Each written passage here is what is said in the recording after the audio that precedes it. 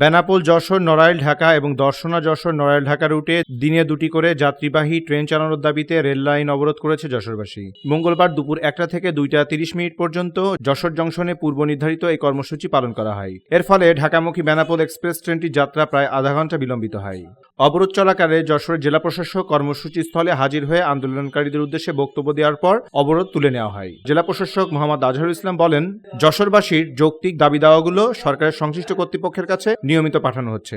অবরোধ কর্মসূচি চলাকালে উপস্থিত ছিলেন বৃহত্তর যশোর রেল যোগাযোগ উন্নয়ন সংগ্রাম কমিটির যুগ্ম আহ্বায়ক জিল্লুর রহমান ভিটু, সদস্য সচিব ইঞ্জিনিয়ার রুহুল আমিন, যুগ্ম আহ্বায়ক আমিনুর রহমান হিরু, ফারাজি আহমেদ সাইদ বুলবুল, সাংস্কৃতিক ব্যক্তিত্ব হারুনার রশিদ, তসলিমুর রহমান, অধ্যক্ষ শাহিন ইকবল, যুগ্ম সদস্য সচিব হাবিবুর রহমান মিলন, প্রবীণ বাম নেতা হাচিনুর রহমান, যশোর সংবাদপত্র পরিষদের সভাপতি বীর মুক্তিযোদ্ধা একরামউদ্দৌলা, প্রেস ক্লাব যশোরের সভাপতি জাহিদ হাসান টুকুন, লোক সমাজের ভারপ্রাপ্ত সম্পাদক আনোয়ারুল কবির নান্টু, যশোর জেলা শিল্পকলা একাডেমির সাবেক সাধারণ সম্পাদক অ্যাডভোকেট মাহমুদ হাসান বুলু, যশোর আইনজীবী সমিতির নবনির্বাচিত সহসভাপতি গোলাম মোস্তফা, পরিবেশ আন্দোলনের নেতা খন্দকার আজিজুল হক মনি, সম্মিলিত সাংস্কৃতিক জোট যশোরের ভারপ্রাপ্ত সভাপতি দীপঙ্কর দাস রতন, বিশিষ্ট ব্যবসায়ী মোবাশ্বের হোসেন বাবু, রেলবাজার ব্যবসায়ী সমিতির সাধারণ সম্পাদক হাজি মইনুল ইসলাম, বাংলাদেশ ফ্লাওয়ার্স সোসাইটির সভাপতি আব্দুর রহিম, শঙ্করপুর মাধ্যমিক বিদ্যালয়ের প্রধান শিক্ষক নজরুল ইসলাম বুলবুল, বৈষম্য বিরোধী ছাত্র আন্দোলন যশোরের আহ্বায়ক রাশেদ খান প্রমুখ।